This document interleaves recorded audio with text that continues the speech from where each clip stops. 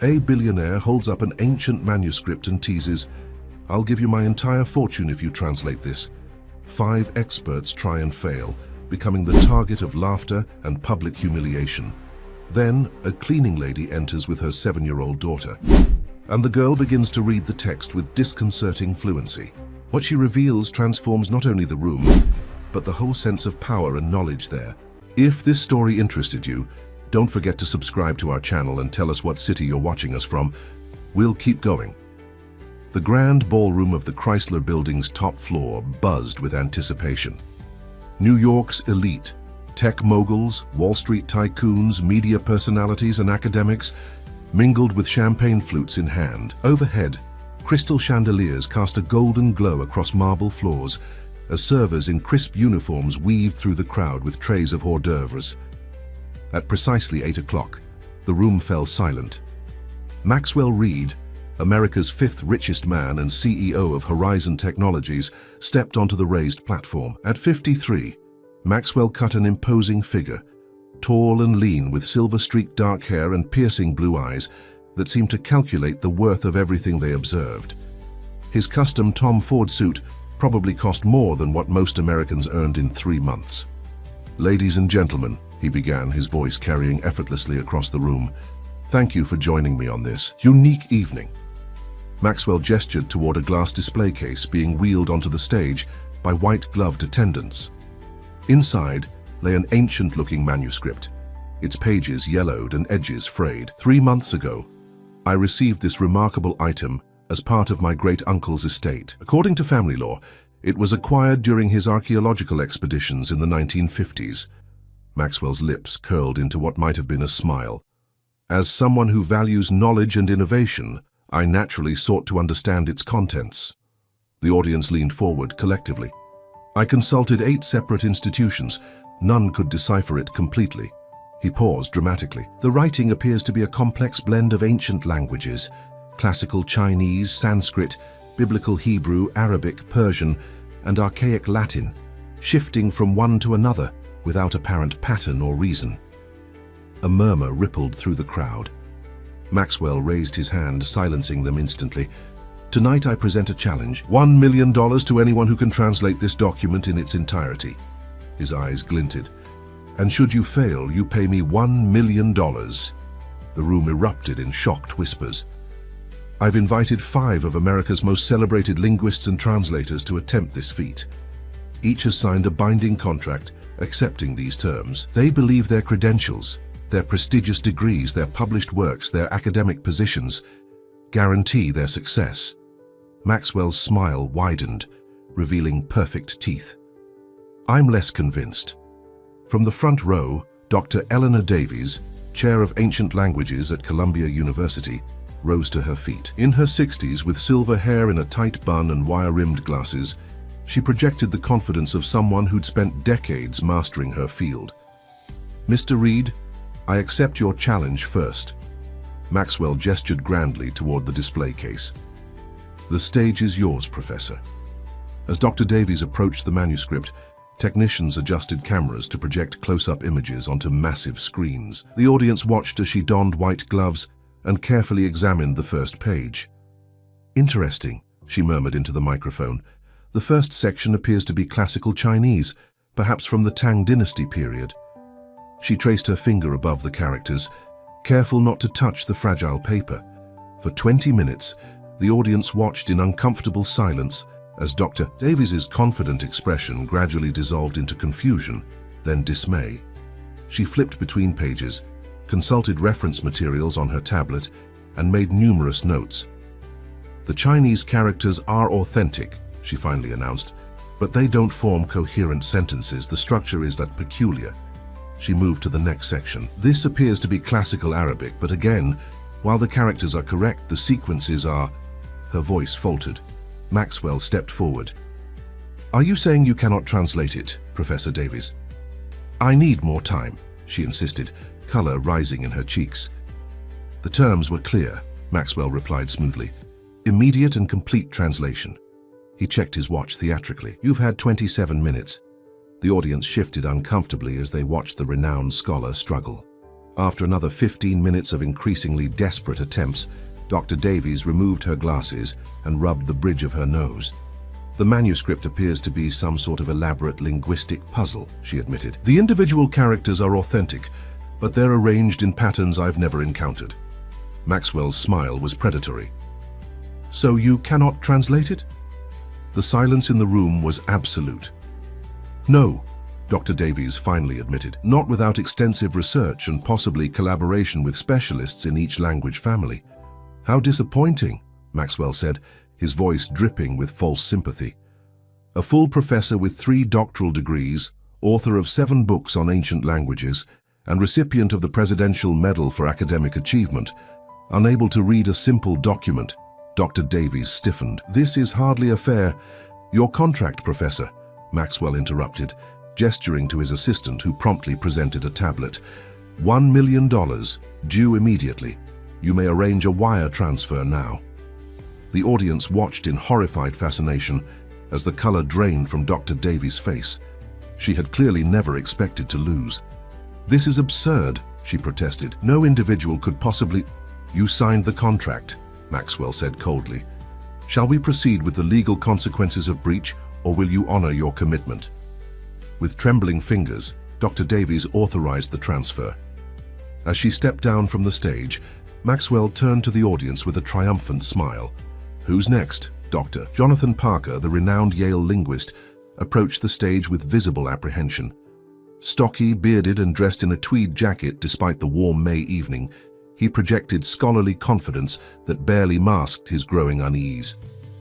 Mr. Reed, he began, adjusting his bow tie, I believe Dr. Davies' approach was too conventional. Ancient texts often require contextual understanding beyond mere translation.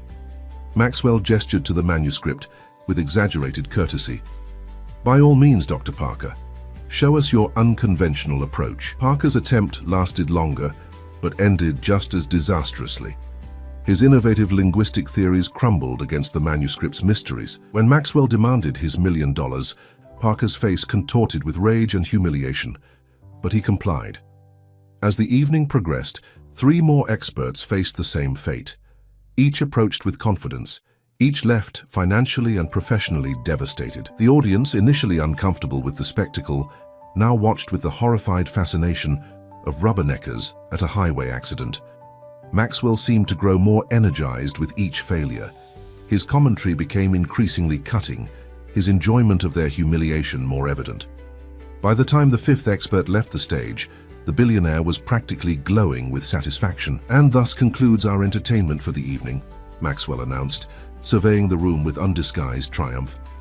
5 of America's most celebrated linguistic minds, unable to justify their lifetime of accolades. He raised his champagne glass. Perhaps we should reconsider what constitutes true expertise in our modern world. The guests applauded uncertainly, caught between social obligation and moral discomfort. As servers circulated with fresh drinks, the evening's spectacle became the sole topic of hushed conversations. No one noticed the maintenance staff quietly entering through service doors, beginning their after-hours work. And certainly, no one paid any attention to the young Latina woman pushing a cleaning cart, her 7-year-old daughter trailing quietly behind her. They were, after all, invisible people in the world of Maxwell Reed.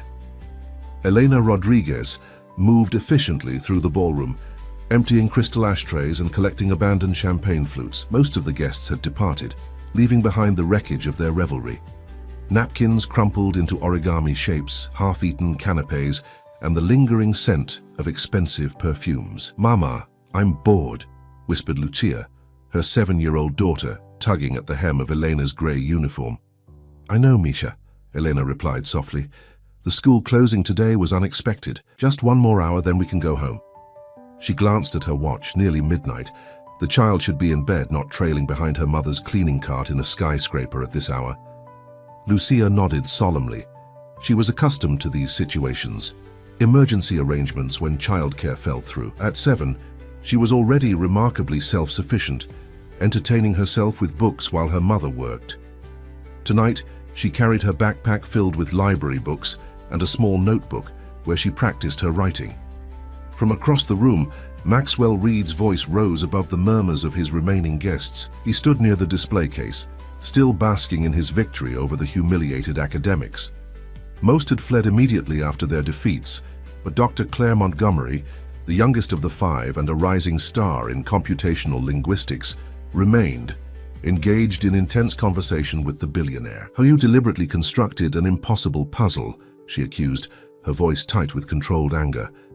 This was never about scholarship, it was about spectacle and humiliation. Maxwell laughed, the sound cutting through the cavernous room. "I constructed nothing, Dr. Montgomery. The manuscript is absolutely genuine. The fact that you and your colleagues couldn't decipher it speaks to the limitations of your much-celebrated expertise. No single person could possibly master all those ancient languages with enough fluency to translate such a document," Dr. Montgomery insisted. "It would take a team of specialists years of collaborative work." "Perhaps," Maxwell conceded with a smirk, "or perhaps your entire field is built on exaggerated claims of knowledge." As Elena worked her way closer to the stage, Lucia trailed behind, her attention caught by the illuminated manuscript still displayed on the pedestal. While the adults argued, the child slipped away from her mother and approached the display case, standing on tiptoes to peer inside. "Your academic elitism is precisely what I aim to expose," Maxwell continued, warming to his theme. "You people sit in your ivory towers, pronouncing judgments and claiming special knowledge that justifies your status and salary. Tonight proved how hollow those claims really are." Dr. Montgomery's retort died on her lips as she noticed the small girl studying the manuscript with unusual intensity. "Excuse me," she interrupted Maxwell, "but there's a child by the display case." Maxwell turned, irritation flashing across his face. "Where did she come from?" His eyes scanned the room, landing on Elena, who was hurrying toward her daughter. "I'm so sorry, Mr. Reed," Elena said, reaching for Lucia's hand. "My daughter's school closed unexpectedly today. I had no alternative childcare." Maxwell's expression hardened. Building policy strictly prohibits bringing family members to work, especially around valuable items. He signaled to his security team. "Please escort them out and ensure they're not assigned to my events again." Elena paled. "Please, sir, I need this job. It won't happen again." "Mama, look!" Lucia interrupted, pointing excitedly at the manuscript. "It's like the stories you read to me." "Not now, Lucia," Elena whispered urgently, trying to pull her daughter away. But something in the child's tone caught Dr. Montgomery's attention. "Wait," she said, approaching them. "What did you see, sweetie?" Lucia pointed to the first page. "These are like the symbols in my bedtime stories." Maxwell laughed derisively. "Wonderful. After 5 distinguished professors fail, we'll now hear from the cleaning lady's kid."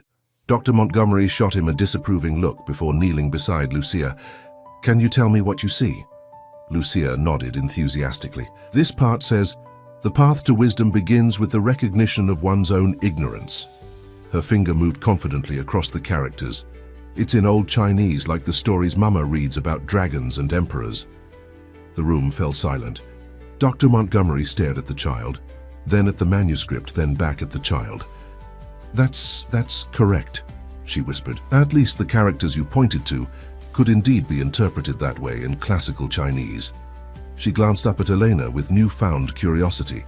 "Does your daughter study Chinese?"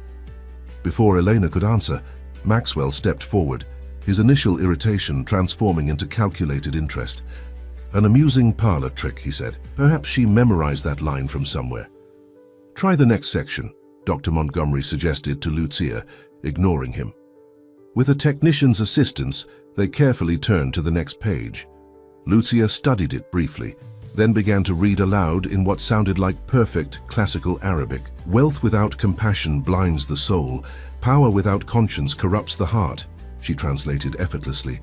"Those who cannot see the light in humble places walk in darkness even under the midday sun." Dr. Montgomery's eyes widened.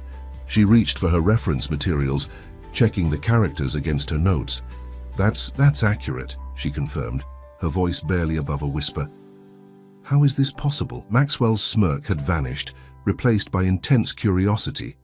He gestured for the technician to turn to another section, this one in what appeared to be Sanskrit. Without hesitation, Lucia read, "The true measure of wisdom lies not in what one claims to know, but in one's capacity to recognize worth in others. One by one, they turned through the pages, and page by page, Lucia read fluently, ancient Hebrew, Persian, Latin, each passage continuing the philosophical thread about wisdom, humility, and human value. The remaining guests gathered around in stunned silence. Dr. Montgomery frantically took notes, occasionally confirming specific translations with reference texts on her tablet. Each time, Lucia's interpretation proved accurate. "This is impossible," whispered one of Maxwell's associates. "How could a child possibly know these languages?" All eyes turned to Elena, who stood rigid, her face a mask of complex emotions. "Your daughter," Maxwell said slowly, fixing Elena with an intense stare. "How can she read this?" Elena hesitated, her hands clutching the handle of her cleaning cart so tightly her knuckles whitened. "She just has a gift for languages," she said carefully. "No one has a gift for 6 ancient languages," Maxwell countered, "especially not a 7-year-old. His eyes narrowed. "Who are you?" The question hung in the air.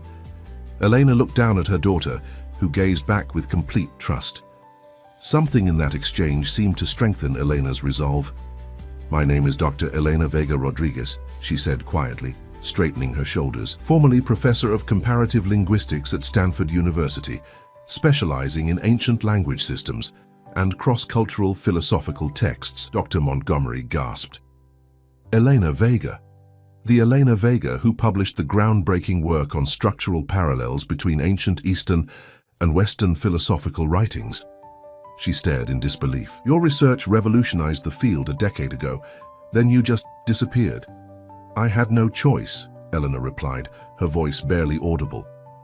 Maxwell studied her with newfound intensity. "You're telling me you're actually a linguistics expert, working as my cleaning staff?" His laugh held no humor. "And am I to believe you somehow taught your child 6 ancient languages before elementary school?" 7, actually, Elena corrected. "She also reads Aramaic." A hint of pride crept into her voice, despite her obvious discomfort. "Children's brains are remarkably adaptive. Lucia learned these languages naturally, the way most children learn their mother tongue, through stories, songs, and daily practice." "Mama tells the best stories," Lucia chimed in, apparently oblivious to the tension surrounding her. "Stories about wisdom and courage and kindness, sometimes in Chinese, sometimes in Arabic." She shrugged, as if this were the most natural thing in the world. Maxwell's gaze shifted between mother and daughter, his expression unreadable. Finally, he turned to his assistant. "Clear the room," he ordered. "Everyone except Dr. Vega Rodriguez, her daughter, and Dr. Montgomery." He paused, then added, "And bring my lawyer." As the remaining guests and staff filed out, Maxwell circled Elena like a predator assessing its prey. "You claim to be a former Stanford professor, now working as a janitor in my building, who has somehow taught a child to read languages that stumped 5 of the country's top experts." His voice dripped with skepticism. "You must understand my incredulity." Eleanor met his gaze steadily. "I understand completely, Mr. Reed, but as your evening has already demonstrated, credentials and current status don't always reflect true knowledge or ability." Something flickered in Maxwell's eyes, surprise perhaps at her composure. Before he could respond, his lawyer entered with a tablet in hand. "Now," Maxwell said, gesturing toward the manuscript, "let's continue this fascinating demonstration. Lucia, would you please read the final passage?" Lucia stepped forward confidently, her small fingers hovering just above the final page of the manuscript. The room had emptied except for her mother, Maxwell, Dr. Montgomery, and the lawyer who stood silently recording everything on his tablet. "This part is in Latin," Lucia said, her voice clear in the quiet room. "Verus divitiae non in auro vel potentia sed in sapientia, et compassione inveniuntur, qui humiles ignorat, veram lucem numquam videbit." She looked up at the adults. "It means, true wealth is found not in gold or power, but in wisdom and compassion. One who ignores the humble will never see the true light." Dr. Montgomery checked her reference materials and nodded, visibly astonished. "Her translation is flawless." Maxwell remained silent, studying Elena with intense scrutiny. His initial mockery had vanished, replaced by calculating interest. "Dr. Vega Rodriguez," he finally said, "I believe you owe us an explanation." Elena glanced at her daughter. Lucia, Mika, why don't you sit over there and read one of your books? The adults need to talk. Once Lucia was settled in a corner with her backpack, Eleanor turned to face Maxwell. Her posture transformed subtly. Her shoulders straightened, her chin lifted, and despite her grey maintenance uniform, she suddenly projected the quiet authority of the scholar she had once been. 10 years ago, I was an associate professor at Stanford, she began. My work focused on ancient philosophical texts across multiple language families. I was particularly interested in how wisdom traditions shared common threads despite geographic and cultural separation. Dr. Montgomery nodded. Your paper on linguistic parallels between Confucian and Stoic texts was groundbreaking. We still assign it to graduate students. Thank you, Elena acknowledged with a small smile. My career was flourishing. I had just received a major research grant and was being considered for early tenure. Her expression darkened. Then I met Robert Harris. The name sounds familiar, Dr. Montgomery said. He was a visiting professor from Princeton, specializing in comparative philosophy. Brilliant man, charismatic? Eleanor's voice remained steady, but her hands twisted the fabric of her uniform. We married after a whirlwind romance. At first, we were intellectual partners, collaborating on research. Then I discovered an ancient manuscript during a research trip to Turkey, similar to the one you have here, though smaller. She gestured toward the display case. It contained philosophical writings in multiple ancient languages, shifting between them as concepts required specific cultural frameworks. I spent months working on it, developing a new theory about cross-cultural philosophical transmission. Maxwell leaned forward. And what happened? When I shared my findings with Robert, he became strange, distant. Then my research notes began disappearing. Key reference materials vanished from my office. Eleanor's voice hardened. I was preparing to publish when accusations of academic dishonesty surfaced. Someone had circulated emails, allegedly from me, showing I had fabricated evidence and plagiarized portions of my research. I remember that scandal, Dr. Montgomery said quietly. The academic community was shocked. You had such a sterling reputation. Elena nodded grimly. The evidence was convincing. Emails, altered research notes, testimony from colleagues. I was suspended pending investigation. Then Robert presented his own paper on cross-cultural philosophical transmission, using methodology suspiciously similar to mine. He set you up, Dr. Montgomery whispered. Sabotaged your career to steal your research. I couldn't prove it, Eleanor continued. He was careful, and he had powerful friends in the department. When I confronted him privately, he didn't even deny it. He simply said that my career was over and that no one would believe me over him. Maxwell's expression remained unreadable, but his eyes never left Elena's face. I was 7 months pregnant when the university dismissed me, she said. Robert filed for divorce immediately after, claiming my academic disgrace had irreparably damaged our relationship. I lost everything: my reputation, my career, my home, my research. The academic world closed ranks against me. So you disappeared, Dr. Montgomery concluded. Eleanor nodded. I moved to New York, changed back to my maiden name, and took whatever work I could find. When Lucia was born, I promised myself 2 things: that I would give her the education I could no longer provide in a classroom, and that someday, somehow, I would clear my name. And you taught your daughter ancient languages as bedtime stories, Maxwell said, his tone somewhere between skepticism and admiration. Children's brains are wired for language acquisition, Elena explained. Lucia picked them up naturally, the way bilingual children learn multiple languages simultaneously. I didn't push her. I simply shared what I loved. Maxwell turned to his lawyer. Verify her story. Stanford records, the plagiarism case, everything. The lawyer nodded and stepped away, already typing on his tablet. Now, Maxwell continued, turning back to Elena, assuming your story checks out, there's still the matter of tonight's challenge. Your daughter has apparently succeeded where 5 experts failed. He studied her carefully. What do you want? Elena met his gaze directly. Justice, Mr. Reed. Not revenge, but restoration. Before Maxwell could respond, his lawyer returned, looking somewhat shocked. Sir, I've confirmed the basics. Dr. Elena Vega was indeed a rising star at Stanford until a plagiarism scandal in 2015. She was dismissed, and shortly after, Dr. Robert Harris published a landmark paper that launched his career. He's currently department chair at Princeton. Maxwell nodded slowly, then turned to Dr. Montgomery. Your professional opinion, doctor? Is this child's ability legitimate? Dr. Montgomery didn't hesitate.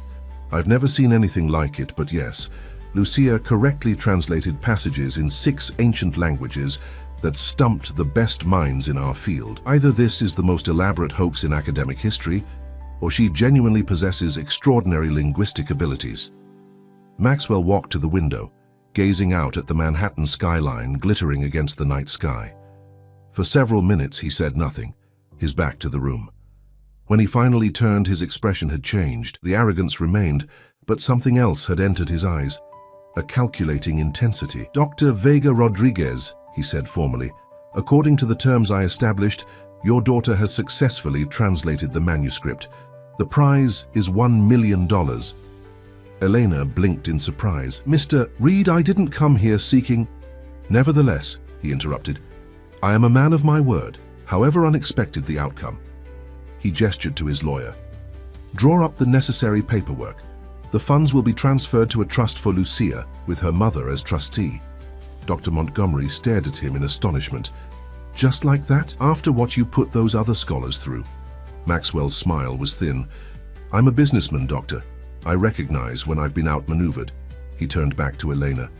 However, I have a proposition that goes beyond our unexpected contest. Elena regarded him warily. What kind of proposition? The academic world destroyed your career based on false accusations, Maxwell said. I have the resources to help you reclaim your rightful place, and perhaps more. Why would you help me? Elena asked, suspicion evident in her voice. Maxwell gestured toward the manuscript. Self-interest, primarily. This document has clearly been misunderstood and undervalued. I'm curious about its contents, especially now that I know what it actually says. He paused, studying her. And I'll admit to being intrigued by your story.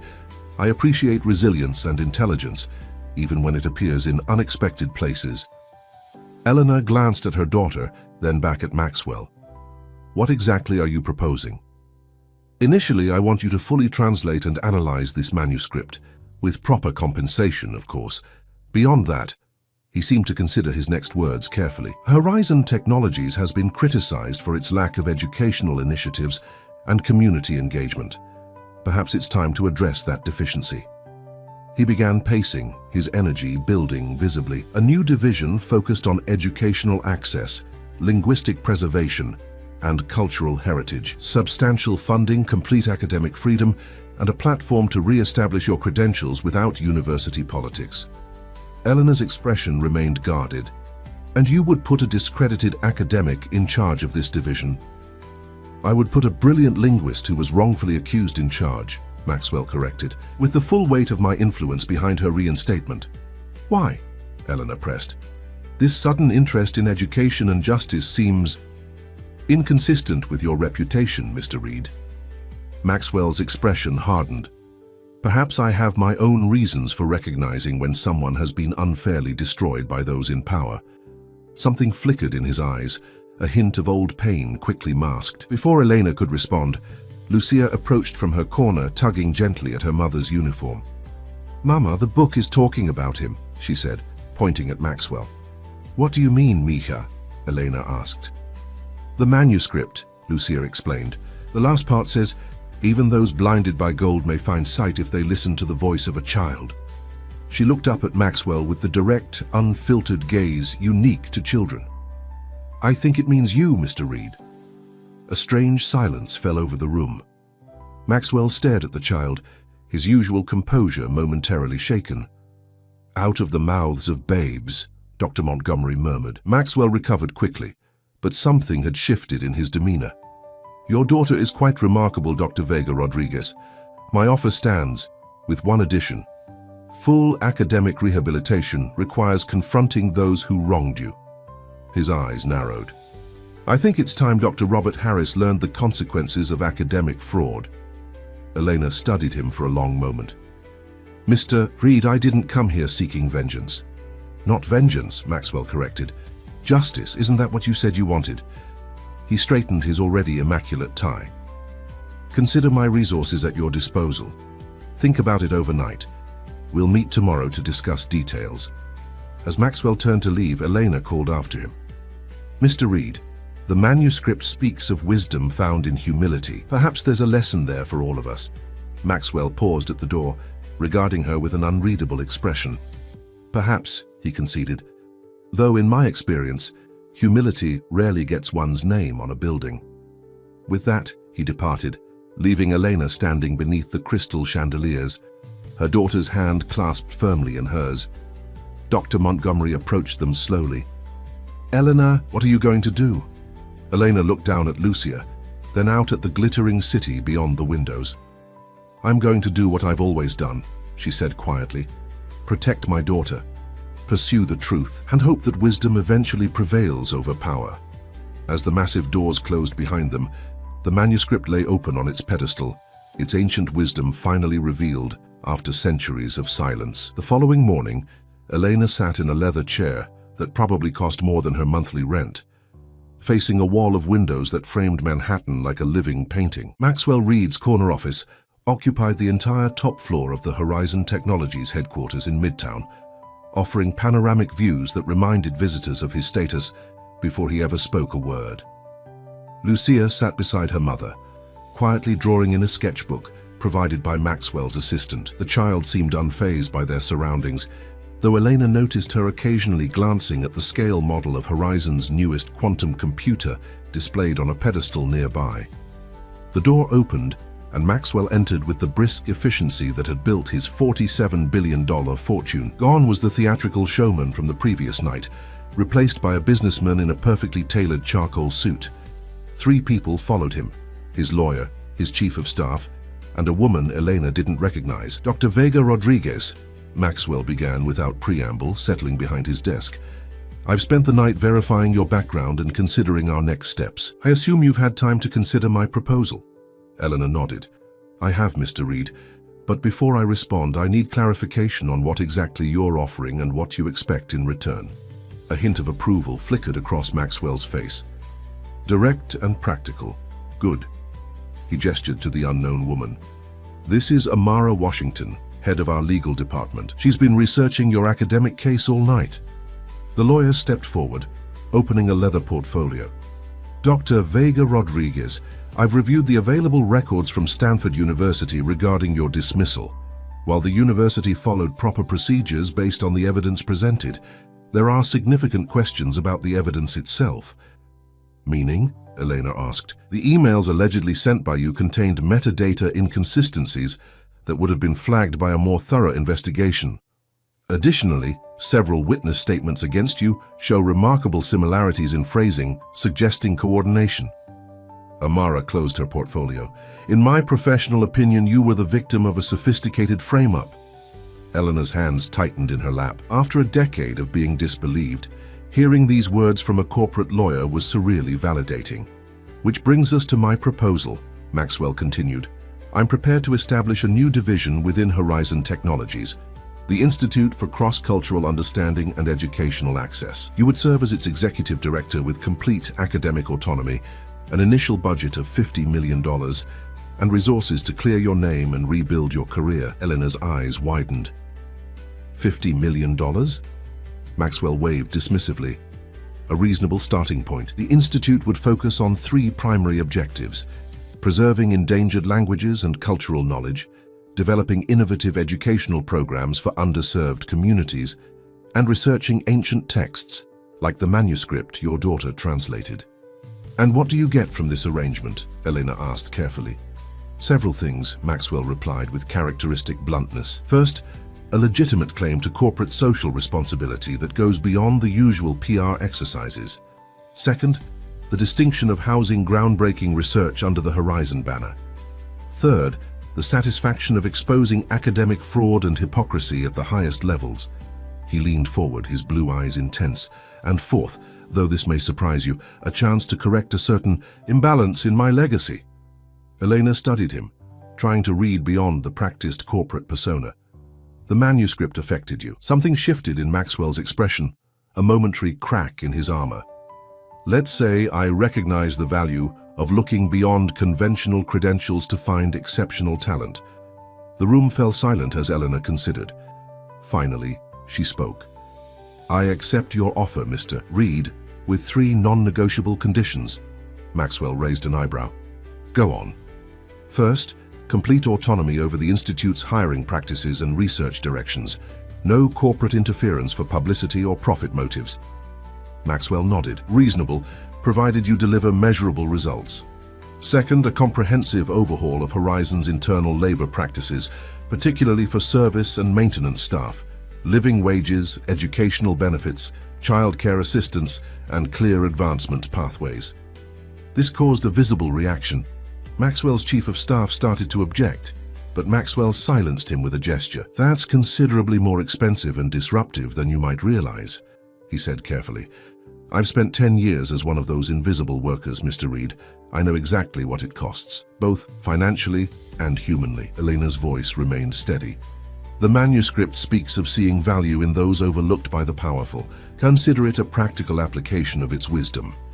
Maxwell studied her, a new calculation clearly running behind his eyes. "What's your third condition?" "My personal salary as director will be $1 annually.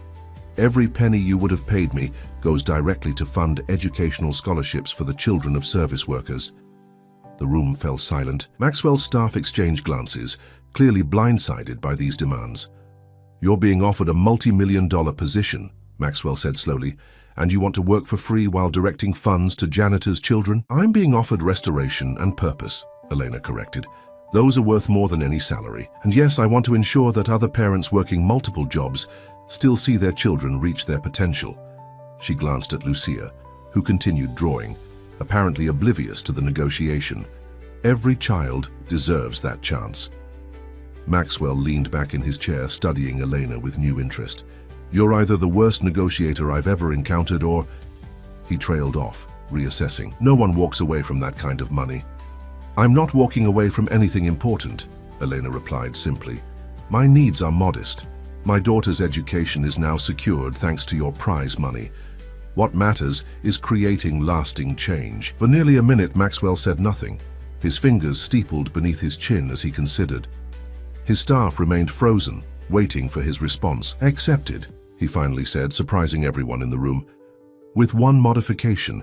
Your salary will be competitive with other executive positions, but placed in a separate foundation that you control, dedicated to your educational initiatives. I won't have the executive director of a Horizon Institute living in a 1-bedroom apartment in Queens." Eleanor started to object, but Maxwell continued. "This isn't charity, Dr. Vega Rodriguez. It's practicality. Your credibility, and by extension the Institute's, requires certain appearances.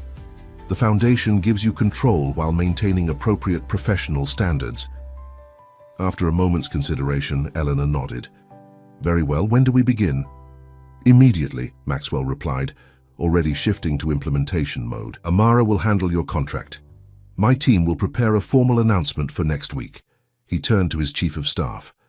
"Thomas, coordinate with HR on office space and initial staffing requirements." As his team sprang into action, Maxwell turned back to Elena. "There's one more matter we should discuss privately." He gestured toward a side door. "My conference room, if you don't mind. Your daughter can remain here with my assistant." Eleanor hesitated, glancing at Lucia. "I'll be fine, Mama," Lucia said without looking up from her drawing. "I'm almost finished with my quantum computer design." Maxwell blinked, looking at the child's drawing with sudden interest. "So you're what?" "I think your model has the qubits arranged inefficiently," Lucia explained, pointing to the display on the pedestal. "If you reposition them like this, you'd reduce decoherence by approximately 22%. Maxwell stared at the drawing, then at Lucia, then at Elena. "Your daughter understands quantum computing architecture," Elena sighed. "She reads a lot, all kinds of books." "Clearly," Maxwell murmured, examining the drawing more closely. "Thomas, have Dr. Chen from Quantum Division review this immediately." He handed the drawing to his astonished chief of staff before leading Elena to the conference room. Once the door closed behind them, Maxwell's demeanor changed subtly. The businessman receded, revealing something more complex and personal. "What I'm about to share isn't public knowledge," he began, moving to the window. 20 years ago, when I was building my first company, I encountered a situation not entirely unlike yours. Elena waited silently as he gathered his thoughts. I developed an algorithm that revolutionized predictive analytics. Before I could patent it, my business partner, also my mentor and friend, stole it, claimed it as his own, and pushed me out of the company. Maxwell's voice remained controlled, but Elena sensed old wounds beneath the surface. He had the connections, the credentials, the Ivy League network. I was a community college dropout with a gift for mathematics and no social capital. He turned to face her. I rebuilt from nothing, created Horizon, surpassed him and his company so thoroughly that history forgot his name. A cold satisfaction colored his words. Now I own the company he founded, and he works as a mid-level manager at a software firm in Omaha. Revenge, Elena said quietly.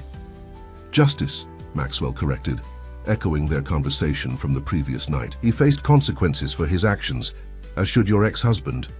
What are you proposing? Maxwell's smile was sharp. A symposium hosted by the new institute, focusing on academic integrity and cross-cultural philosophical transmission. We'll invite leading scholars in the field, including Dr. Robert Harris. Understanding dawned on Elena's face. A public confrontation. A reckoning, Maxwell clarified, with irrefutable evidence of his fraud presented before his peers, not by you, that could seem like a personal vendetta, but by independent researchers who've reviewed the case. Elena considered this carefully. It would destroy him professionally. As he destroyed you, Maxwell pointed out. The difference is that his destruction would be deserved. Eleanor walked to the window, looking out at the city below. For 10 years, she had fantasized about clearing her name, about Robert facing consequences for what he'd done. Now that the opportunity was within reach, she found herself hesitating. The manuscript teaches that true wisdom includes compassion, even toward those who have wronged us, she said softly. Maxwell made a dismissive gesture. Philosophical ideals are admirable, but practical justice requires consequences. Yes, Elena agreed, turning back to him, but those consequences should serve a greater purpose than mere retribution. She considered for a moment. I agree to the symposium, but with a different focus. Rather than simply exposing Robert, we'll use the event to establish new protocols for verifying academic integrity and protecting researchers from false accusations. You're suggesting systemic reform rather than personal vengeance, Maxwell observed. Exactly. Robert's fraud becomes a case study in a larger effort to improve academic accountability. Elena's expression hardened slightly. He'll still face consequences, but in service to preventing others from suffering as I did. Maxwell studied her with evident curiosity. You continue to surprise me, Dr. Vega Rodriguez. Most people in your position would want blood. Perhaps that's why I'm in this position, Elena replied, and perhaps that's why you're offering me this opportunity, despite your own history. Something unreadable flickered across Maxwell's face. Perhaps, he conceded. After a moment, he extended his hand. Very well, we have an agreement. As they shook hands, sealing their unlikely partnership, neither could have predicted how their lives, and the lives of countless others, were about to change. 3 months passed in a whirlwind of activity. The 47th floor of Horizon Tower, once home to the company's rarely used executive entertainment suite, had been transformed into the headquarters of the Institute for Cross-Cultural Understanding and Educational Access. Floor-to-ceiling windows still offered spectacular Manhattan views, but the space now hummed with purposeful energy instead of corporate excess. Elena stood in the main research area, surveying what they'd built in such a short time. Glass-walled offices housed specialists in ancient languages, educational technology, and cultural preservation. In the center, a collaborative workspace featured the manuscript that had changed everything, now properly preserved in a state-of-the-art display system that allowed for detailed study without risking the fragile pages. The Berkeley team confirmed our translation of the Aramaic section, announced Dr. Priya Sharma, a brilliant linguist who had been the first to join Elena's team. They're requesting permission to incorporate the findings into their digital ancient language database. Approved, Elena replied, with the usual conditions about proper attribution and open access. Priya nodded and departed, just as Amara Washington approached, tablet in hand. The board meeting starts in 20 minutes, Amara reminded her. Maxwell wants your quarterly report, particularly regarding the Service Worker Education Initiative. Eleanor nodded, gathering her materials. In just 12 weeks, they had established scholarship programs for employees' children, created a tuition assistance fund, and launched an innovative skills certification program that recognized practical knowledge often overlooked by traditional educational systems. The results were preliminary but promising. Also, Amara added more quietly, there's been significant pushback from the executive team about the new labor policies. Thomas Bradford is leading the resistance. Not surprising, Elena replied. Thomas, Maxwell's longtime chief of staff, had made no secret of his opposition to what he called her socialist overhaul of Horizon's employment practices. Any word from Maxwell? He's maintaining his support, at least publicly, but Bradford has significant influence with the board. Amara's expression was concerned. Be prepared for challenges today. Elena thanked her and headed toward the elevator, stopping briefly to check on Lucia, who was working with the educational technology team on a children's language learning program. At 8, her daughter had become something of a mascot for the institute, her natural linguistic abilities providing valuable insights into how children acquired language skills.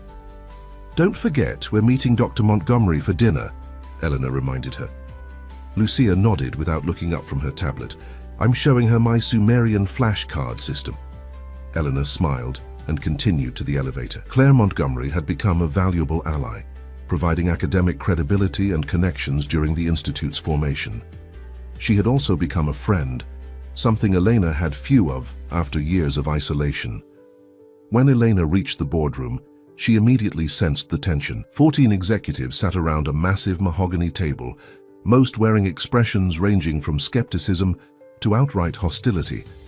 Only Maxwell at the head of the table appeared genuinely interested as Elena began her presentation. The quarterly numbers were impressive by any standard.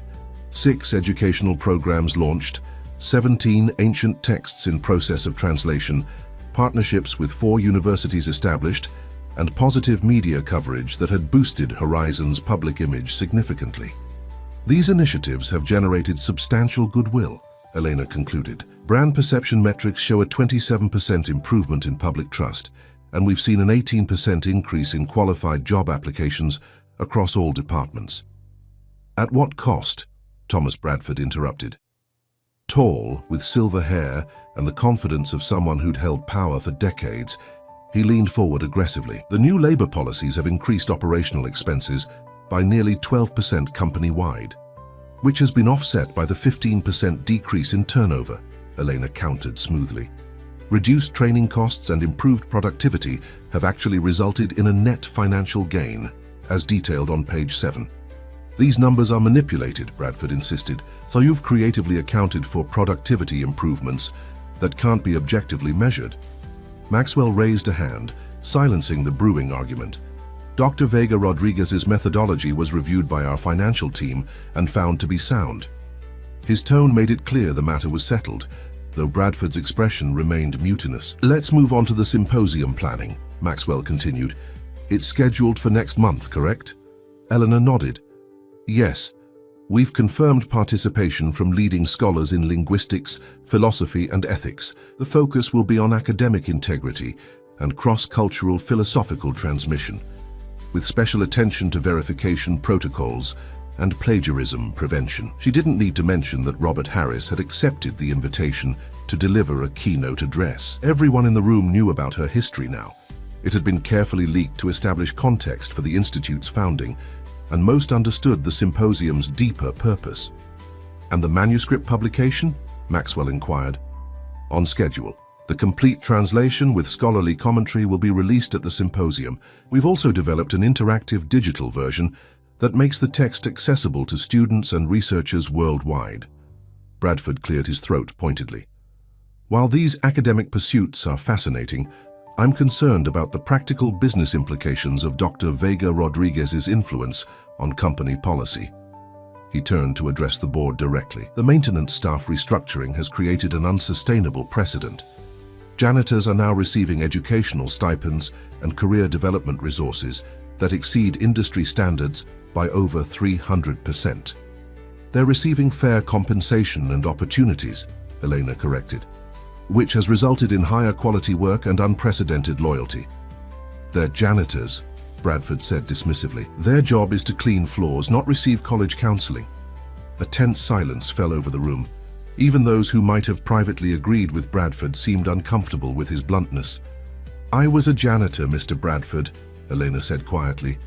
For 10 years I cleaned offices while holding a doctorate and speaking 7 languages. Many of your janitors have similar stories. Immigrants whose credentials aren't recognized, people who lost opportunities through no fault of their own, individuals supporting families while pursuing education. She gestured to the report in front of them. 15% of your maintenance staff hold advanced degrees from their countries of origin. 37% are pursuing higher education while working full-time.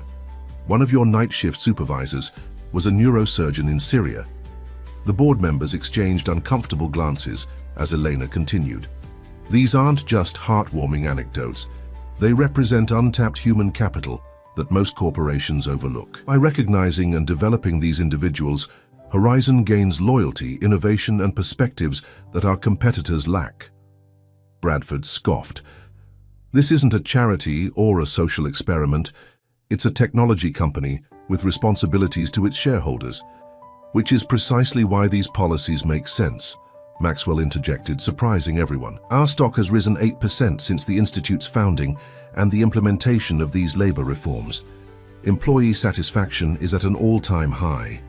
Media coverage has been overwhelmingly positive. He fixed Bradford with a pointed stare. The business case is sound, Thomas. Your objection appears to be philosophical rather than practical.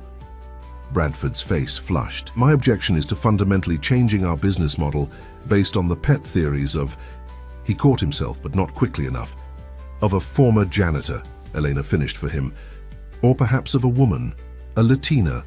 Please complete your thought. Before Bradford could respond, the boardroom door opened and an assistant entered, whispering urgently to Maxwell. His expression changed immediately. We need to pause this discussion, he announced, standing abruptly. Dr. Vega Rodriguez, would you join me, please? There's a situation that requires your attention.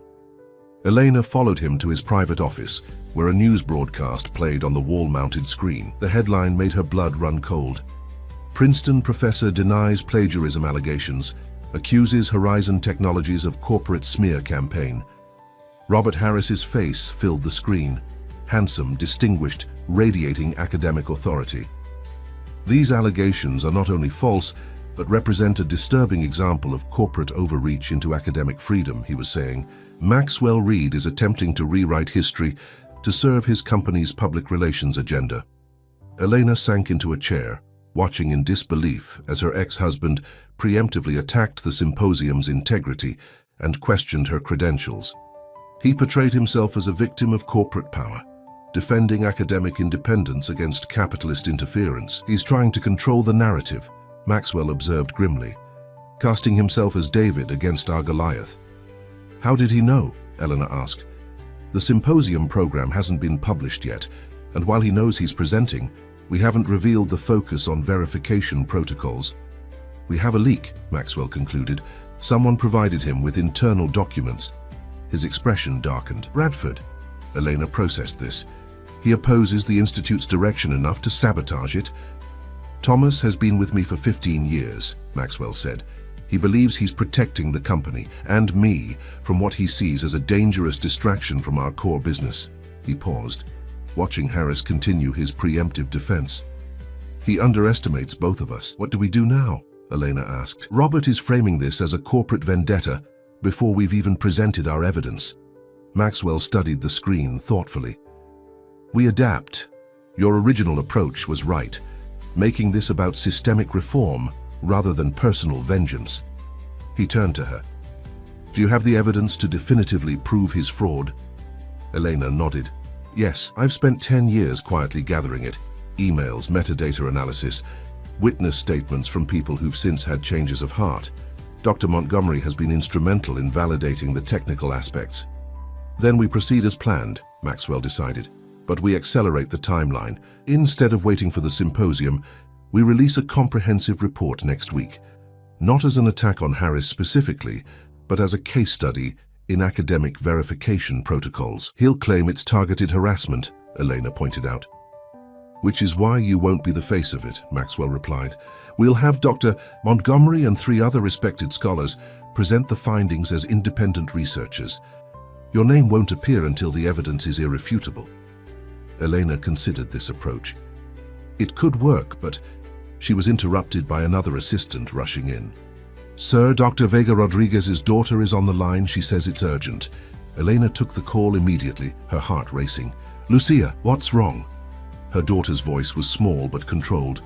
"Mama, there's a man here asking questions about you and the manuscript.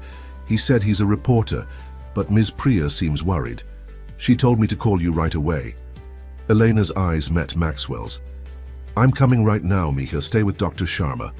She ended the call, already moving toward the door. "Someone's at the institute questioning my staff and approaching my daughter." Maxwell's response was immediate. "Security is on the way. I'm coming with you." As they rushed to the elevator, Maxwell's expression was grimmer than Elena had ever seen it. "This isn't just academic politics anymore," he said quietly. "Bradford may have started something he can't control." The elevator doors closed on his words, leaving the boardroom and its power struggles behind as they raced to protect what had suddenly become much more than a professional project for both of them. When Elena and Maxwell reached the institute's floor, they found security personnel already escorting a well-dressed man toward the elevator. Dr. Sharma stood protectively beside Lucia, her arm around the child's shoulders. "Walter Jenkins, New York Times," the man called out as he spotted them. "Dr. Vega Rodriguez, I'd like to get your response to Dr. Harris's allegations about your qualifications and the manuscript's authenticity." "No comment," Maxwell replied sharply, positioning himself between the reporter and Elena. "Any inquiries should go through Horizon's communications department." As security removed the persistent journalist, Elena hurried to her daughter. "Are you okay, Mija?" Lucia nodded, seemingly more curious than frightened. "He asked a lot of questions about how I learned the languages. He didn't believe me when I said you taught me." Dr. Sharma looked troubled. He was recording everything, trying to get Lucia to contradict herself. "I intervened as soon as I realized what was happening." "Thank you," Elena said fervently, then turned to Maxwell. "This is just the beginning, isn't it?" Maxwell's expression was grim. "Robert Harris is well connected in academic and media circles. He's launching a preemptive campaign to discredit you and the manuscript before we can present our evidence." "We need to accelerate our timeline," Elena agreed, "but we also need to protect Lucia. I won't have her turned into a media spectacle or subjected to hostile questioning." "I have a solution for that," Maxwell said. "My home in the Berkshires. It's private, secure, and has excellent internet connectivity. You and Lucia can work from there until the symposium, with a small team of your choosing." Elena hesitated. "Running away will look like an admission of guilt." "Not running, strategizing," Maxwell corrected. "You'll continue leading the institute remotely while we prepare our response. Meanwhile, I'll handle the board and the media here in New York." After a moment's consideration, Elena nodded. "All right, but I want Dr. Montgomery to join us. She's crucial to verifying the technical evidence." "Already arranged," Maxwell replied. "She'll meet you there tonight." Within hours, Elena and Lucia were in a helicopter heading north, watching Manhattan recede in the distance. Beside them, Dr. Sharma and 2 other key team members reviewed documents on their tablets, preparing for the intensive work ahead. "You trust him?" Dr. Sharma asked quietly, once they were airborne. Elena considered the question carefully. 3 months ago, she'd seen Maxwell Reed as the embodiment of privileged arrogance. Now she was flying to his private estate, relying on his protection and resources. "I trust his interest in the truth," she finally replied, "and in proving Robert Harris wrong." Dr. Sharma nodded, seemingly satisfied with this pragmatic assessment. Maxwell's home turned out to be a modern architectural marvel, nestled among ancient trees on a private mountain. Floor-to-ceiling windows framed spectacular views of forested hills and a pristine lake, while the interior featured an elegant minimalism that somehow managed to feel both luxurious and welcoming. "This is where Mr. Reed lives?" Lucia asked, wide-eyed as she explored the soaring main room. "One of several homes," explained the property manager, a dignified woman named Mrs. Calloway, "though he rarely has time to visit anymore." Elena wondered at the loneliness that seemed to echo through the beautiful, empty spaces. For all his wealth and power, Maxwell Reed appeared to have few personal connections. No family photos adorned the walls, no mementos suggested cherished memories. By evening, they had transformed the home's east wing into a command center.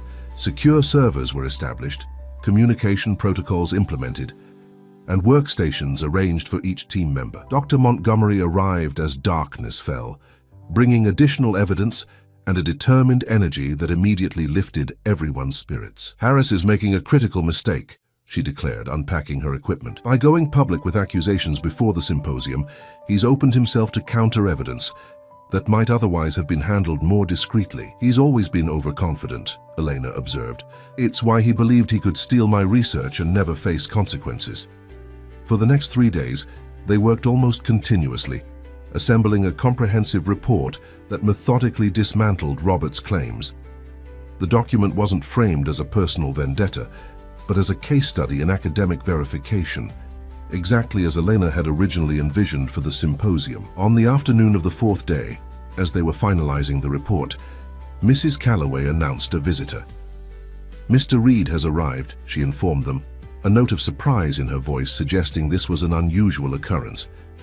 Maxwell strode in moments later, looking slightly less polished than his normal Manhattan appearance. His suit was still impeccable, but there was a weariness around his eyes that spoke of difficult days. "The situation has escalated," he announced without preamble. "Harris has convinced Princeton to issue a statement supporting his academic integrity and questioning our motives. Several media outlets are portraying this as a corporate attack on academic freedom." "What about the board?" Elena asked. "Divided," Maxwell replied grimly.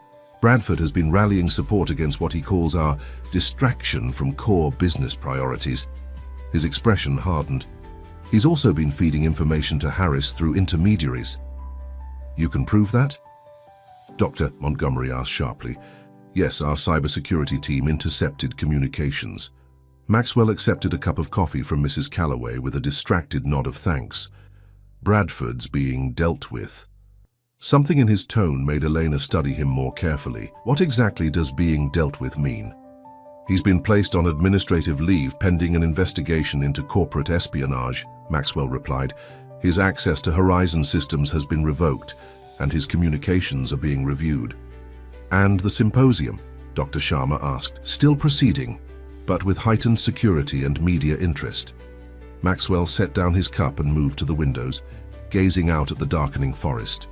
"Harris has confirmed he'll attend, apparently confident in his ability to control the narrative." "He doesn't know what evidence we have," Elena noted. "No, but he knows we have something. He's preparing counter-arguments for everything he thinks we might present." Maxwell turned back to face them. "Which is why we need to release the preliminary report tomorrow, not next week." Eleanor exchanged glances with her team. "We're close, but not finished. There are still verification steps. We don't have the luxury of perfection," Maxwell interrupted. "Harris is gaining ground with his preemptive narrative. We need to shift the momentum." Dr. Montgomery straightened. "He's right, Eleanor. The report is substantively complete. We can release it as preliminary findings with the final version to follow at the symposium." After brief discussion, they agreed. The preliminary report would be released the following morning with Dr. Montgomery as lead author and Elena's name deliberately absent. The strategy was clear. Establish the evidence first, separate from Elena's personal story. As the team returned to their final preparations, Maxwell gestured Elena toward the terrace. They stepped outside into the cool evening air, the scent of pine and approaching rain surrounding them. "There's something else you should know," Maxwell said quietly. "Harris has been investigating you personally beyond the academic issues." Elena tensed. "What do you mean?" "He's hired private investigators to track your movements over the past decade. They've been questioning your former neighbors, co-workers, even Lucia's previous teachers." "Looking for what?" "Anything to discredit you," Maxwell replied, "particularly regarding Lucia's education and linguistic abilities. He's floating theories that you've fabricated her skills or subjected her to some form of exploitation." Elena's face paled. "That's absurd. I've devoted my life to protecting and nurturing her." "I know that," Maxwell assured her. "But Harris is desperate. He's built his entire career on stolen research. If that's exposed, he loses everything." Eleanor paced the terrace, anger and fear battling within her. "He's trying to position himself as the victim while simultaneously attacking my parenting. After what he did to me, to us, It's a predictable strategy, Maxwell observed. Attacking your credibility as both a scholar and a mother undermines your most powerful positions. And puts Lucia in the crosshairs, Elena added, her voice tight with controlled fury. Which is exactly why I kept her away from academia all these years. She stopped pacing, facing Maxwell directly. I won't allow her to become collateral damage in this fight. Neither will I, Maxwell replied with unexpected intensity. Which is why I've implemented additional security measures and legal protections. Any media outlet that publishes unfounded allegations about Lucia will face immediate and severe litigation. Elena studied him, struck by his vehemence. This has become personal for you, hasn't it? Maxwell seemed startled by the observation. He turned away, looking out over the darkened landscape. I admire your work, and I believe in the Institute's mission, he said carefully. That's not what I asked. For a long moment, Maxwell was silent. When he finally spoke, his voice had lost its usual authority, revealing something more complex beneath. When I was 12, my mother was accused of academic fraud at the community college, where she taught mathematics. The accusation was false, engineered by a colleague who resented her talent despite her lack of credentials. He paused, and Elena sensed he was sharing something rarely spoken aloud. She was publicly humiliated, lost her position, and never taught again. She died believing her work had no value. His hands tightened on the terrace railing. I built Horizon partly to prove that credentials matter less than genuine brilliance. I didn't know, Elena said softly. Few do. Maxwell straightened, his moment of vulnerability clearly over. The point is that I understand what's at stake beyond the professional considerations. Harris isn't just threatening your career, he's attacking your identity and your relationship with your daughter. So what do we do? Elena asked. We release the report tomorrow as planned, but we also prepare for Harris to escalate. Maxwell's expression was resolute. He'll likely make a dramatic public statement once our evidence emerges. And when he does, we'll be ready. Maxwell checked his watch. I need to return to New York tonight. The board requires management. His smile was brief but genuine. Continue your work here, I'll handle things on my end. As he turned to leave, Elena called after him. Maxwell. He paused, looking back. Thank you, not just for the resources, but for understanding what this really means. Something shifted in his expression, a brief softening that few ever witnessed. 10 years ago, no one stood with my mother against those who destroyed her. Some injustices should not go unchallenged. With those words he departed, leaving Elena on the terrace with the weight of their shared understanding. The battle ahead wasn't just about academic vindication or corporate reputation. It was about recognizing worth in those society had deemed invisible, about challenging power that presumed itself beyond accountability. As Elena rejoined her team, she found Lucia working alongside Dr. Montgomery, her small hands moving confidently across a tablet as she helped organize translation examples for the report. Ready for tomorrow, Mama? Lucia asked, looking up with complete trust. Elena stroked her daughter's hair, resolve hardening within her. Yes, Mika, more than ready. What she didn't say, what she didn't need to say to those who knew her, was that she had been preparing for this moment for 10 years. Robert Harris had destroyed her past, but he would not determine her future or her daughter's. The grand ballroom of the Plaza Hotel glittered with chandeliers and anticipation. 300 of the world's leading linguists, philosophers and educators had gathered for the symposium's closing session, the event that would culminate 3 days of presentations and discussions on academic integrity and cross-cultural philosophical transmission. Elena stood backstage, watching the audience settle into their seats. The preliminary report released 2 weeks earlier had detonated like a controlled explosion in academic circles. Its meticulous documentation of Robert Harris's fraud had been impossible to dismiss, particularly with 4 respected scholars as its authors and no mention of Elena herself. Harris had responded predictably, first with indignation, then with counter-accusations, and finally with a carefully worded statement suggesting misunderstandings and contextual factors that would become clear at the upcoming symposium. His supporters had gradually fallen silent as the evidence mounted. Now the moment of reckoning had arrived. In 15 minutes, Elena would take the stage to present the complete translation of the manuscript and officially reclaim her place in the academic world. But first, Maxwell Reed would introduce her. "Nervous?" Maxwell asked, approaching in a tailored charcoal suit that somehow managed to appear both authoritative and understated. "Not about the presentation," Elena replied honestly, "but about seeing Robert face to face after all these years." "Yes." Maxwell nodded toward the front row where Robert Harris sat rigidly beside Princeton's chancellor. At 55, Robert remained handsome in a distinguished way, though stress had etched new lines around his mouth and eyes. He projected confident composure, but Elena, who had once known him intimately, recognized the tension in his shoulders, the slight tremor in his hands as he reviewed his notes. "He still intends to speak?" she asked. "Yes. He's requested a brief response period after your presentation." Maxwell's expression was neutral, but his eyes were sharp. "Our sources indicate he's planning some form of partial confession framed as a misunderstanding, followed by an appeal to move forward collaboratively." Elena wasn't surprised. Robert had always been skilled at navigating out of difficult situations, recasting himself as reasonable and conciliatory when cornered. "Are you ready?" Maxwell asked. Elena straightened her shoulders, smoothing the jacket of her elegant navy suit, a far cry from the maintenance uniform she'd worn for a decade. "More than ready." The lights dimmed, signaling the session's beginning. Maxwell squeezed her arm briefly before walking onto the stage to enthusiastic applause. His 3-month transformation from corporate villain to champion of academic integrity and educational access had been remarkable, a public rehabilitation that paralleled Elena's own. "Distinguished colleagues," Maxwell began, his voice carrying effortlessly through the ballroom. "Over the past 3 days, we've examined the critical intersection of academic integrity, technological verification, and cross-cultural understanding.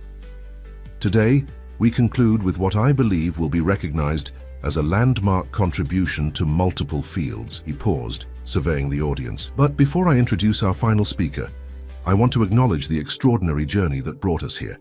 3 months ago, I hosted an event designed to humiliate academic experts who failed to translate an ancient manuscript. I intended it as entertainment, a spectacle of intellectual comeuppance." Murmurs rippled through the audience at this unexpected confession. "That night I discovered something unexpected. Wisdom can appear in places the powerful often overlook, and true knowledge transcends credentials and status." Maxwell's gaze swept the room. The manuscript itself taught this lesson, as you'll soon hear. But more importantly, the people connected to it demonstrated this truth through their actions. He gestured toward the wings. "It is my profound honor to introduce Dr. Elena Vega Rodriguez, Executive Director of the Institute for Cross-Cultural Understanding and Educational Access, who will present the complete translation and analysis of the manuscript that has challenged scholars for centuries."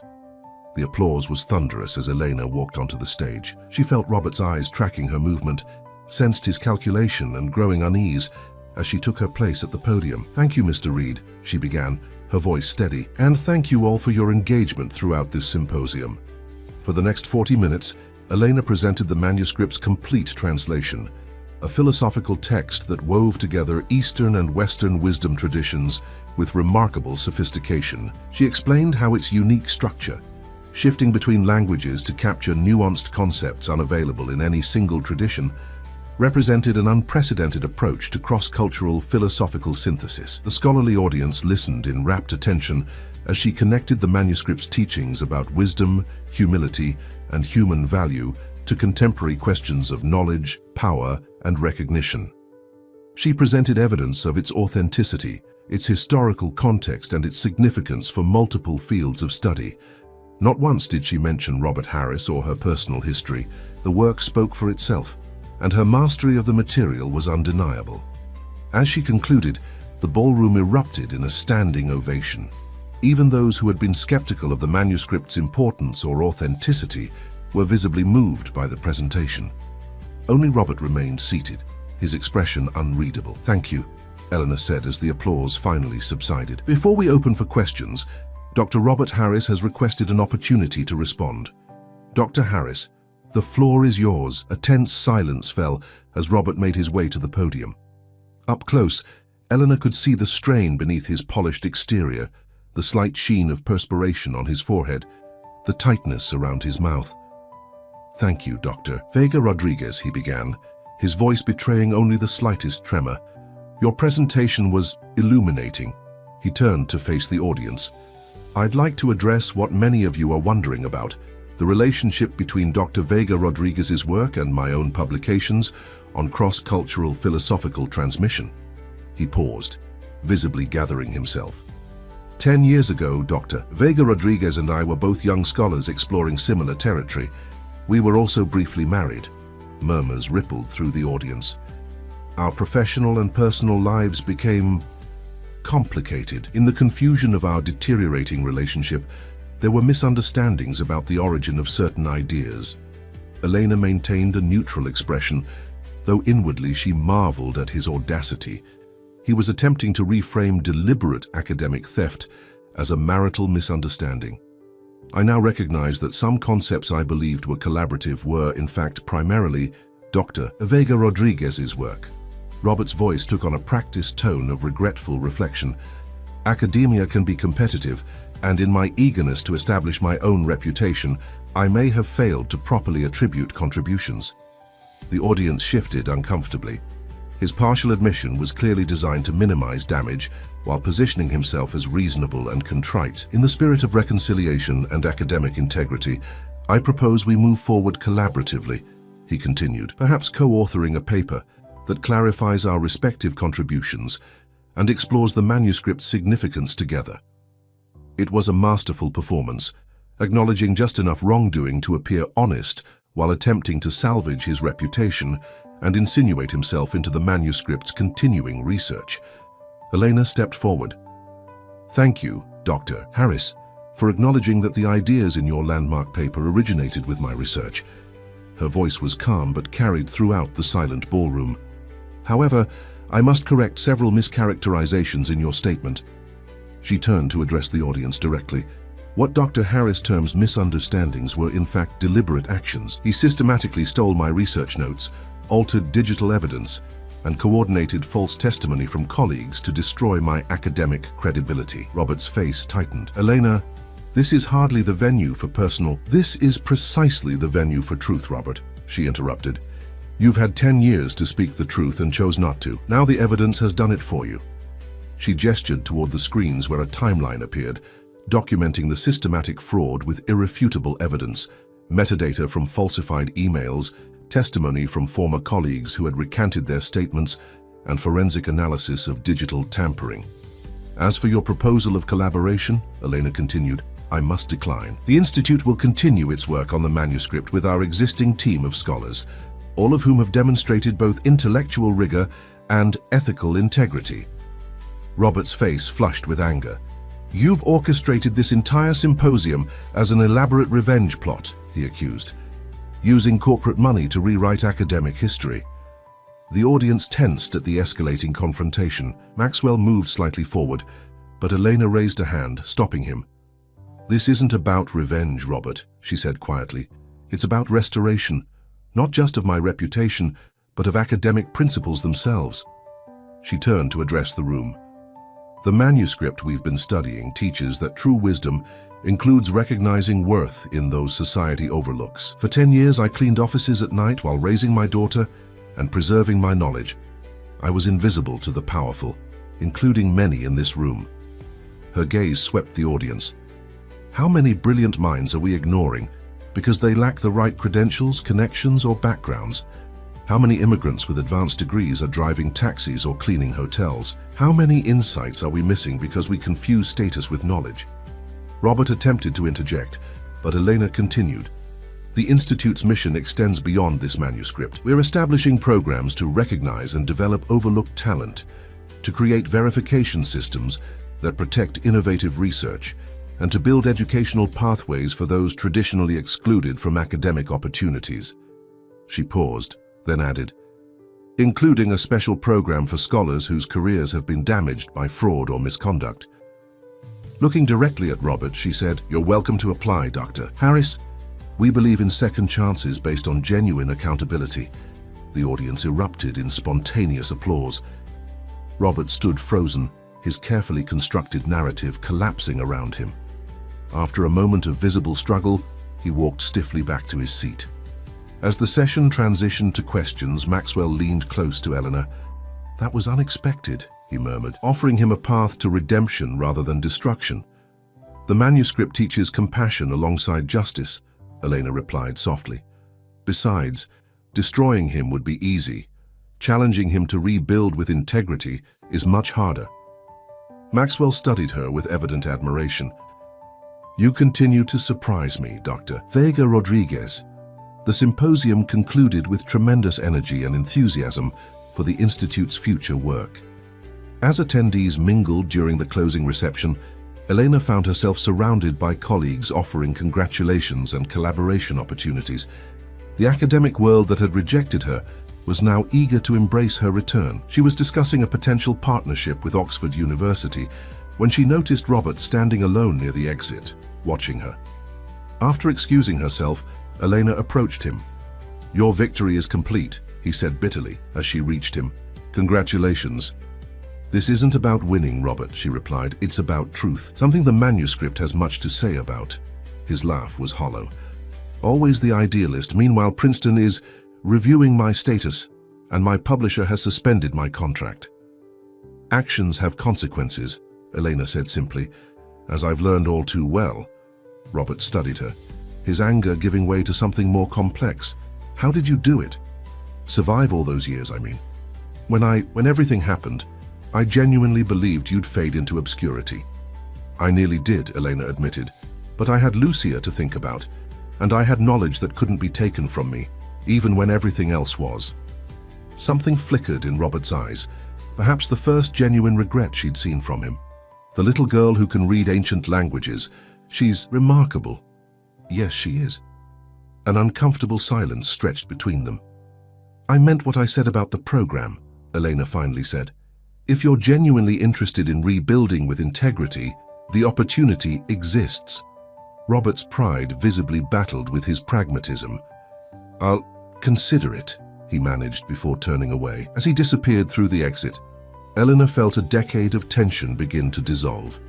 She had faced her past and reclaimed her future, not through vengeance, but through the same wisdom the manuscript had preserved for centuries. Across the room, she spotted Lucia chatting animatedly with a group of linguists, the child's natural enthusiasm for languages drawing them into her orbit despite the age difference.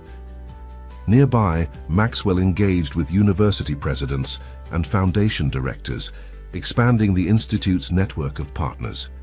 "Quite a transformation," observed Dr. Montgomery, appearing at Elena's side. "Both yours and his." She nodded toward Maxwell. "We've all changed," Elena acknowledged, "though I think Lucia may have catalyzed most of it." Dr. Montgomery smiled.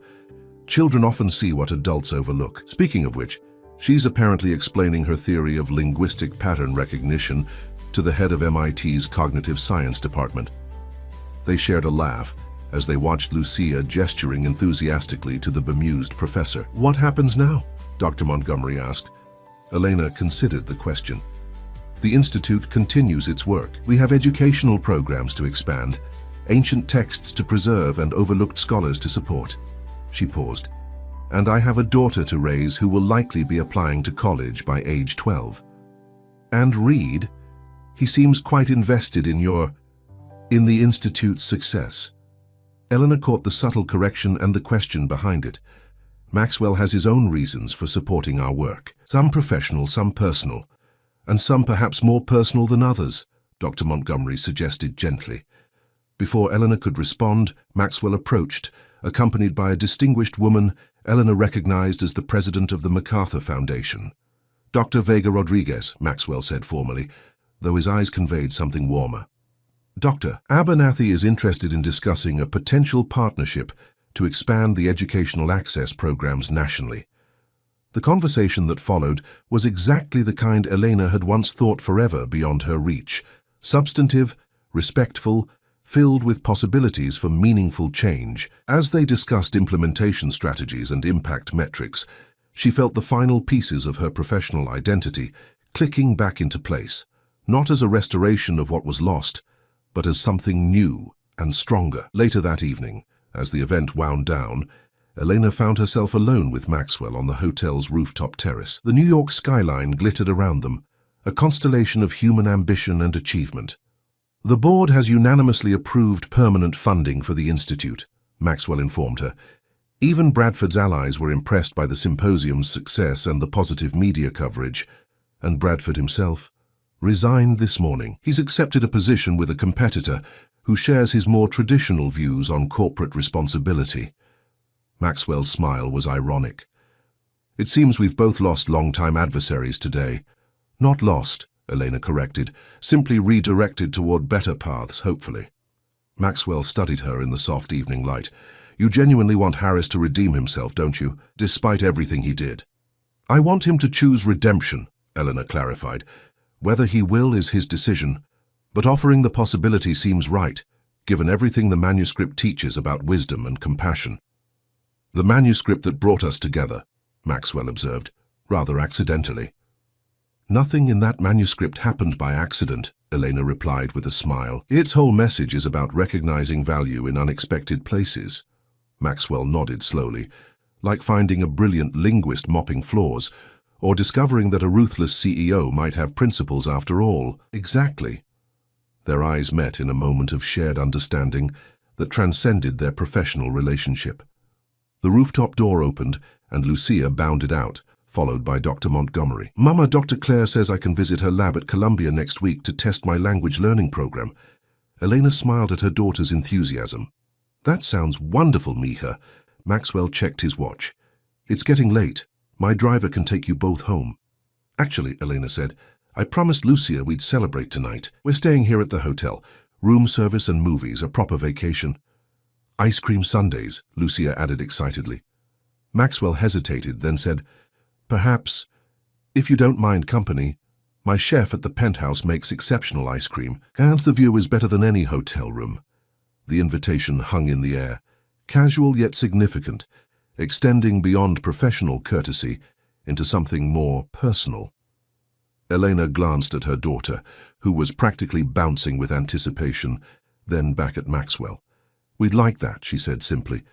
As they left the terrace together, the billionaire, the scholar, and the extraordinary child, Dr. Montgomery watched with a knowing smile. The manuscript had been right all along. Wisdom appeared in unexpected places, true wealth transcended material possession, and sometimes those overlooked by the powerful carried the brightest light of all.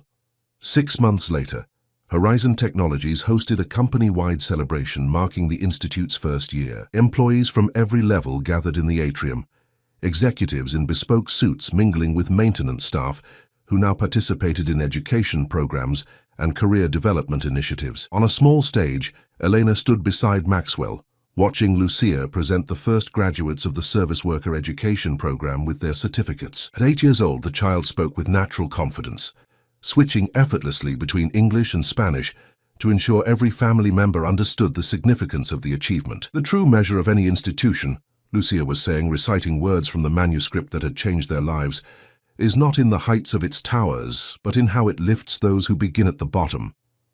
Eleanor felt Maxwell's hand brush against hers, a subtle gesture, intimate yet professional in the public setting. Their relationship had evolved gradually, built on mutual respect and shared purpose, neither rushing to define what was still developing between them. As applause erupted for the graduates, Eleanor surveyed the gathered employees, the visible and the formerly invisible, now recognized equally for their contributions and potential. The maintenance supervisor who was completing his engineering degree, the cafeteria worker pursuing certification in nutritional science, the security guard studying international relations. The transformation wasn't just in programs or policies, but in the culture itself, in how people saw each other and themselves. Maxwell had changed too, his ruthless efficiency now tempered with consideration, his definition of success expanded beyond profit margins and market share. When the ceremony concluded, he stepped forward to make an announcement. Today, Horizon Technologies is launching the Invisible Light Foundation with an initial endowment of $1 billion. The room fell silent in shock. This independent foundation will expand the Institute's educational access programs nationally, supporting overlooked talent wherever it exists. He gestured toward Eleanor and Lucia. We've learned that brilliance doesn't always come with credentials, that wisdom often speaks through unexpected voices. and that seeing value in those society overlooks benefits everyone. His gaze swept the room. This initiative isn't charity. It's investment in human potential that traditional systems fail to recognize. As the crowd erupted in applause, Eleanor felt a profound sense of completion. The manuscript's journey had come full circle, from an instrument of humiliation to a catalyst for transformation, its ancient wisdom finding new expression in the modern world. Later, as they watched the sunset from Maxwell's office, Lucia curled up with a book on a nearby couch. Eleanor reflected on the unlikely path that had brought them here. 10 years cleaning floors, she mused. And now this. Maxwell considered her words. The manuscript says the true wise ones are those who can find value in what others dismiss. He glanced at Lucia, then back to Elena. I think I'm finally beginning to understand what that means.